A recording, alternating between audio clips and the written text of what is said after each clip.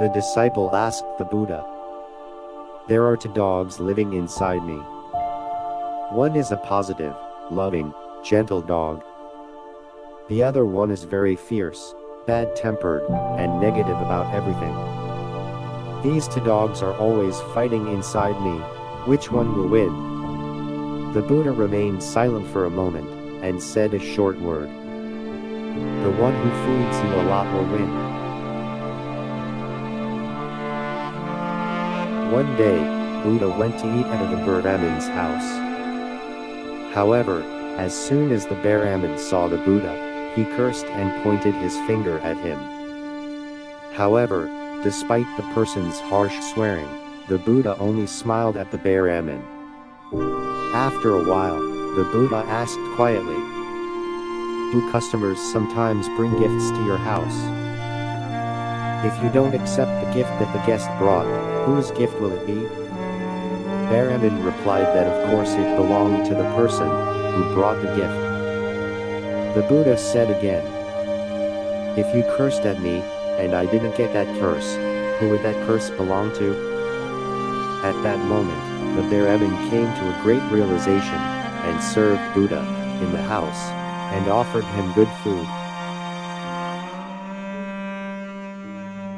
While the Buddha was training, a pigeon flew in. As soon as the pigeon hides into the Buddha's arms, the devil runs to him, tells him to give it to him because he needs to eat it. The Buddha said, Eating this little creature doesn't make you full. Instead, I'll give you my flesh, so take it. The devil put out a scale to do so. So on one side of the scale, put a pigeon, and on the other side, the flesh cut from the Buddha's body. However, no matter how much meat was cut and placed on top, the weight was not as much as a small pigeon. Eventually, the Buddha put all of his body on the scale. And then, strangely, the scale was balanced, and at that moment, the scale, the devil, and the pigeon were all gone. At this time, Buddha realized that the weight of all life is the same. On the way back from Mount Kisigal, Buddha saw an old piece of paper that fell on the floor. When the disciple picked it up, he asked, Can you tell what the paper was for? The disciple answered that it was a paper that used to wrap incense.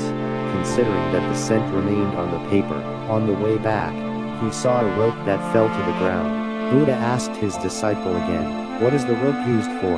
Replied the disciple, looking at the fish he smelled, I think it was the rope that tied the fish. The Buddha smiled and said, The paper and the rope were clean, but their characteristics changed as they met different things. People are originally clean, but it depends on the person you meet. When you meet a good person, morality and loyalty increase, and when you meet a foolish person, disaster and anger follow.